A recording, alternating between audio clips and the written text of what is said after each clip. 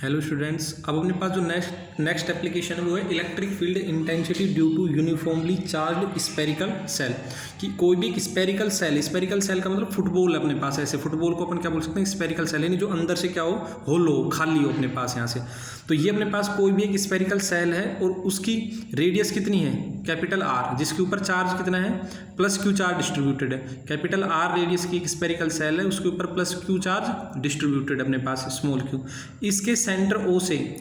Are distance पे, small are distance पे point P है। यहाँ पर अपने को क्या करनी थी, इलेक्ट्रिक फील्ड की इंटेंसिटी कैलकुलेट करनी थी। तो अब इलेक्ट्रिक फील्ड इंटेंसिटी किससे कैलकुलेट करनी है, गॉस थ्योरम से या गॉस लॉ से। तो गॉस लॉ से के लिए अपने को पता है कि क्या चाहिए अपने पास यहाँ से, क्लोज्ड सरफेस। तो इस स्पेरिकल सेल के लिए अपन क्या कर लेंगे, इससे स्मॉल आर रेडियस की एक और स्पेरिकल सेल कंसीडर कर लेंगे इसके ऊपर अपने पास क्लोज सरफेस बनाने के लिए। ये एक आर रेडियस का स्पेरिकल सेल कंसीडर कर लेंगे, स्मॉल आर। इस पे एक सरफेस क्या ले लेंगे यहाँ से, ds, स्मॉल एरिया। तो ds एरिया वेक्टर कैसे हो जाएगा, आउटवर्ड, और इलेक्ट्रिक फील्ड पॉजिटिव चार्ज है तो उसके लिए भी क्या हो जाएगा, आउटवर्ड। और अब इसके अंदर अपन 3 केस पढ़ेंगे, और फर्स्ट केस जो अपन ले रहे हैं, अब ये देखना, ये पॉइंट P क्या है, इस स्पेरिकल सेल से क्या है, आउटवर्ड है, बाहर है। तो when point P outside the spherical shell, तो पॉइंट P क्या होगा जब स्पेरिकल सेल से क्या हो, आउटसाइड हो अपने पास यहाँ से। तो इसमें ये रहेगा अपने पास। बस इसमें थोड़ा सा अगर डायग्राम समझ नहीं आया तो फिर बता देता हूँ। ये कैपिटल आर रेडियस का स्पेरिकल सेल है, प्लस चार्ज डिस्ट्रीब्यूटेड था अपने पास यहाँ से। इसके सेंटर से स्मॉल आर डिस्टेंस पे ये पॉइंट P था। यहाँ पे अपने को क्या कैलकुलेट करनी थी, इलेक्ट्रिक फील्ड इंटेंसिटी। अब इसके लिए अब अपने पता है गॉस थ्योरम यूज करने के लिए अपने को कैसी चाहिए, सरफेस, क्लोज सरफेस। तो अपन क्या करेंगे, ये कैपिटल आर तो इसकी रेडियस होगी, स्मॉल आर रेडियस का एक और स्पेरिकल सेल कंसीडर कर लेंगे यहाँ से इस तरह से, और इस पर एक ds ले लेंगे एरिया। उसकी एरिया वेक्टर की डायरेक्शन भी क्या हो जाएगी, आउटवर्ड, क्योंकि अपने पता है एरिया वेक्टर क्या होता है, परपेंडिकुलरली आउटवर्ड, प्लस चार्ज है तो इलेक्ट्रिक फील्ड भी क्या हो जाएगा, आउटवर्ड अपने पास, इस तरह से रहेगा। तो यूजिंग गॉस थ्योरम ये आ जाएगा अपने पास यहाँ से। अब देखना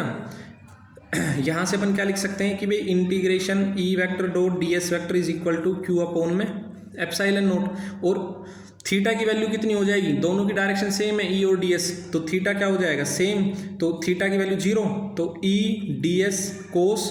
0 लिख लेंगे, क्योंकि थीटा की वैल्यू क्या हो जाएगी, 0 degree, is equal to q upon में एप्सिलॉन नॉट। साइड में लिख लेना भाई, थीटा की वैल्यू क्या रहेगी अपने पास यहाँ से, 0 डिग्री। अब इसके बाद क्या रहेगा अपने पास यहाँ से,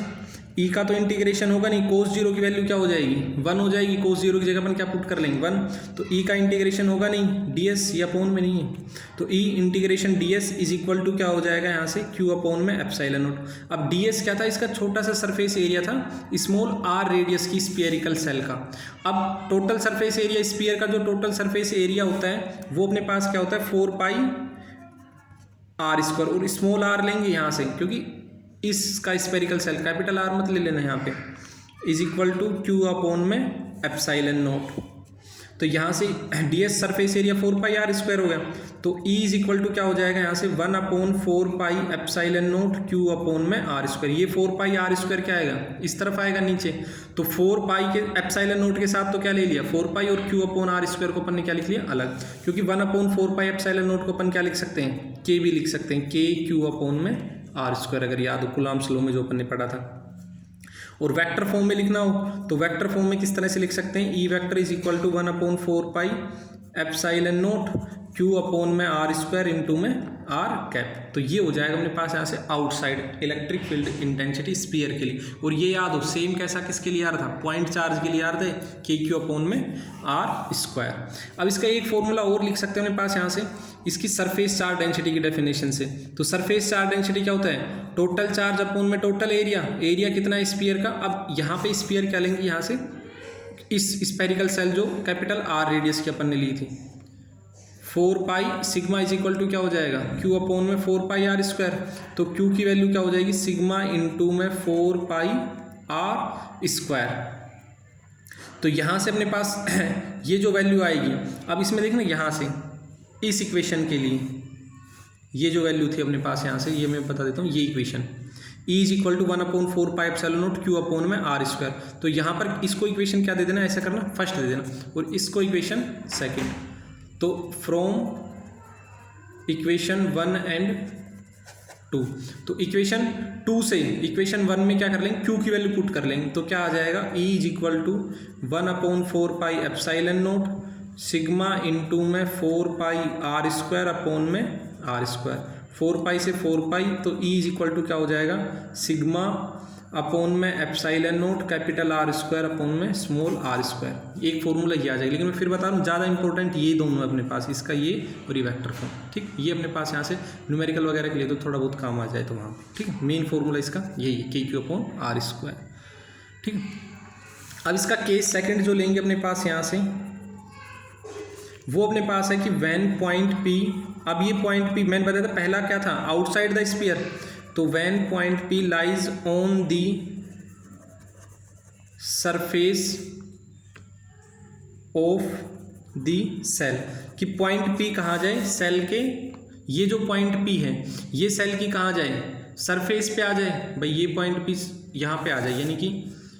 इस तरह से ये स्फेरिकल सेल थी अपने पास यहाँ से कैपिटल R रेडियस की, और ये पॉइंट P भी कहाँ पे आ जाए, यहीं पे आउटसाइड से कहाँ आ जाए, इसकी सरफेस पे ही आ जाए अपने पास यहाँ से ये पॉइंट P। तो पॉइंट P अगर यहाँ होगा तो वही E वेक्टर भी आउटसाइड होगा, क्योंकि पॉजिटिव चार्ज इलेक्ट्रिक फील्ड, और ds एरिया वेक्टर भी क्या हो जाएगा, आउटसाइड। और यहाँ पर अपन क्या कह सकते हैं कि in this situation, in this condition, इस दिस कंडीशन में क्या लिख सकते हैं, जो स्मॉल r जो डिस्टेंस थी जो अपन बाहर तक ले रहे थे, अब वो स्मॉल r घट के किसके बराबर हो जाएगी, कैपिटल R के बराबर हो जाएगी मेरे पास यहाँ से सरफेस की जब बात करेंगे। तो बस क्या करना है, अपने को जो पीछे फॉर्मूला आया था ये वाला, E is equal to 1/4 pi epsilon naught Q upon में आर स्क्वायर, इसकी जगह डायरेक्ट ही क्या लिखना है अपने पास, स्मॉल r की जगह, तरीका वही रहेगा लेकिन अपने को करना नहीं है, अपन डायरेक्ट पुट कर लेंगे स्मॉल r की जगह कैपिटल R, तो Q अपॉन में क्या हो जाएगा यहाँ से आर स्क्वायर। और इस वाले फॉर्मूले से अगर देखना चाहें तो इस वाले से क्या आ जाएगा, और लगा के एक फॉर्मूला और लिख लेना, E is equal to sigma upon में एप्सिलॉन नोट आर स्क्वायर, और स्मॉल r की जगह कैपिटल R, तो क्या हो जाएगा सिग्मा अपॉन में एप्सिलॉन। मैं फिर बता रहा हूँ ये फॉर्मूला अपने पास ज़्यादा इंपॉर्टेंट है, ये जो 1/4 पाई एप्सिलॉन नोट की फॉर्म में निकाल रहे हैं। तो सरफेस पे इलेक्ट्रिक फील्ड के लिए क्या करेंगे, जो आउटसाइड आया था उसमें स्मॉल r की जगह सिर्फ क्या पुट कर लेंगे, कैपिटल R, तो ये कहाँ पे आ जाएगा अपने पास यहाँ से, एक तरह से सरफेस पे अगर लिखना चाहो तो ये सरफेस पे आ जाएगा। तो ये हो जाएगा अपने पास यहाँ से सेकेंड केस। अब जो थर्ड केस है अपने पास यहाँ से, वो मैं इस तरफ बता देता हूँ यहाँ से कि थर्ड केस क्या होगा, when